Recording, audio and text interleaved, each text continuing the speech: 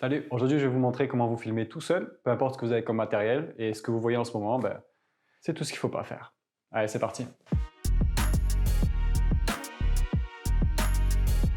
La première chose à se demander quand on tourne une vidéo, c'est évidemment où est-ce qu'on va se placer. Alors là, dans le scénario, vous avez juste un téléphone, pas d'éclairage artificiel, donc pas de lumière continue d'appoint. Ce que je vais vous conseiller, c'est d'utiliser une fenêtre. Alors évidemment, on ne va pas se placer dos à la fenêtre et créer un contre-jour, ça sert à rien. On va plutôt devoir se tourner, avoir la lumière qui vient de deux côtés, ou se mettre face à la fenêtre.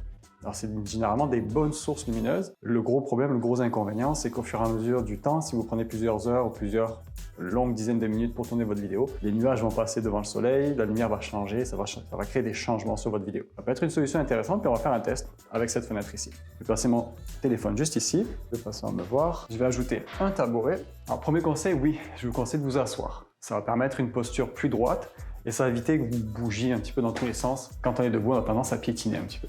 Deuxième chose, on va éviter de se coller à l'arrière-plan parce que si on se colle, ça va être très difficile de se détacher de l'arrière-plan si on est collé à celui-ci. Donc ce qu'on va chercher à faire pour créer ce qu'on appelle de la profondeur de champ et de la profondeur tout simplement dans notre image, c'est se rapprocher de la caméra.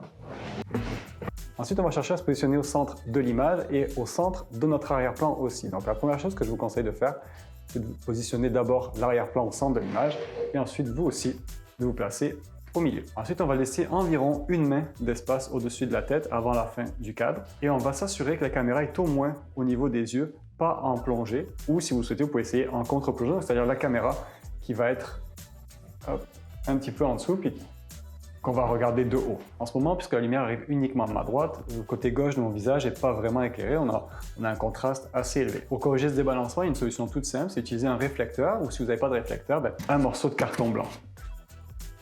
Donc vous voyez, juste avec ce morceau de carton, on récupère beaucoup de lumière qui arrive de l'extérieur. Et si vous en avez un réflecteur, c'est vraiment la meilleure solution, ça va encore mieux réfléchir la lumière. Donc on va placer le réflecteur bien évidemment face à la lumière, à notre gauche, avec et sans. Donc ici, avec simplement un carton blanc et une fenêtre, on arrive à avoir un éclairage quand même très cohérent. On peut ensuite rajouter une lumière en arrière pour donner encore un peu plus de profondeur à notre setup. Quand même pas mal. Alors dans ce cas de figure, même si on a réussi à faire quelque chose qui fonctionne un minimum, on a un arrière-plan qui est très chargé, donc je vous conseillerais plutôt de choisir un arrière-plan plus dégagé, plus léger, plus aéré, tout simplement. Deuxième option, si vous avez un peu plus de matériel, si vous avez par exemple une lumière d'appoint et une caméra. Alors pourquoi utiliser un éclairage continu, un éclairage artificiel si on a un éclairage naturel suffisant et généreux? C'est tout simplement parce qu'on va pouvoir contrôler notre éclairage continu.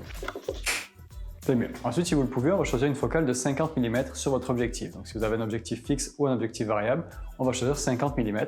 C'est juste ici, et on va la mettre sur 50, parce que ça équivaut à ce que l'œil humain voit normalement. Alors attention, parce que c'est vrai que sur certains appareils photo, ça va être 35, sur d'autres 50. Donc si vous avez un appareil, ce qu'on appelle full frame ou plein cadre, ça va être 50 mm.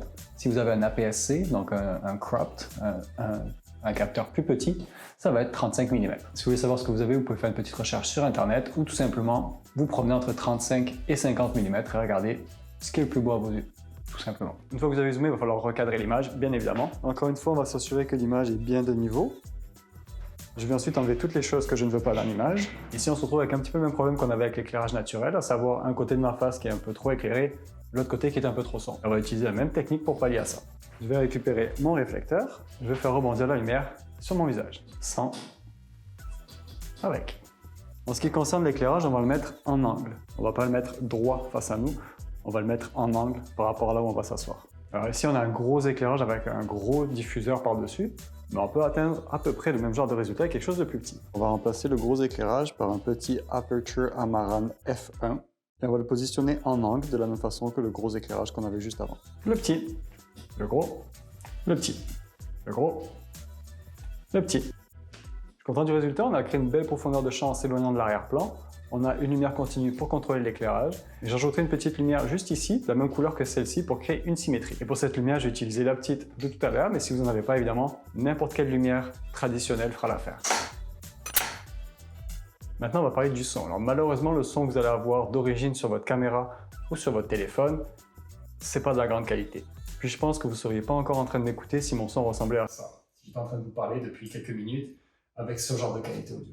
Alors oui, je vais vous conseiller d'investir dans un petit micro. En ce moment, par exemple, j'utilise un lavalier, qu'on appelle aussi un micro-cravate, qui est relié à des micros sans fil. Idéalement, ce que je vous conseillerais, si vous ne bougez pas pendant la durée de la vidéo, ce serait un shotgun, donc un micro qui va être juste en dehors du cadre et qui va capter le son par en haut. Si vous avez à vous déplacer pendant la vidéo, ce qui était le cas aujourd'hui, je vous conseille d'utiliser un lavalier. Ça va permettre de garder le même volume sonore pendant toute la durée de l'enregistrement. Alors évidemment, mon conseil, ce serait d'investir dans un micro.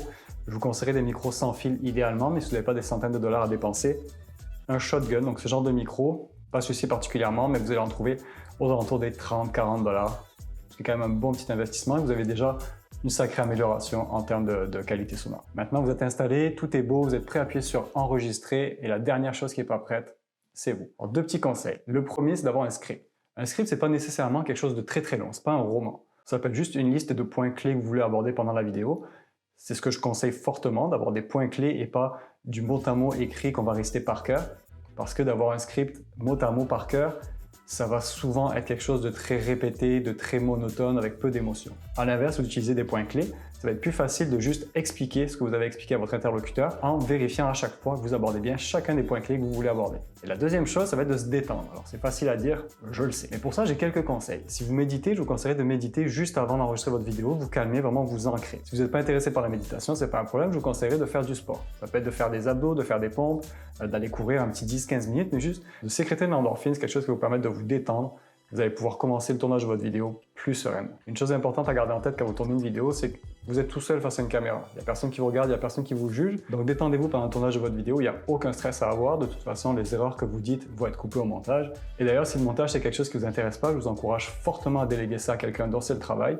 Ça va vous permettre d'avoir un résultat beaucoup plus professionnel et beaucoup moins de frustration vis-à-vis de votre vidéo. J'espère que cette vidéo et ces petits conseils vont vous encourager à vous filmer vous-même, que ce soit pour présenter votre entreprise, vos services, vos produits ou juste parler de quelque chose qui vous tient à cœur. C'est vraiment important, je pense, aujourd'hui d'utiliser la vidéo comme moyen de communication. Si vous avez des questions, des commentaires, je vous invite à les poster dans les commentaires ou à m'écrire en privé. Je vous remercie d'être resté jusqu'à la fin de cette vidéo, puis je vous dis à la prochaine. Ciao!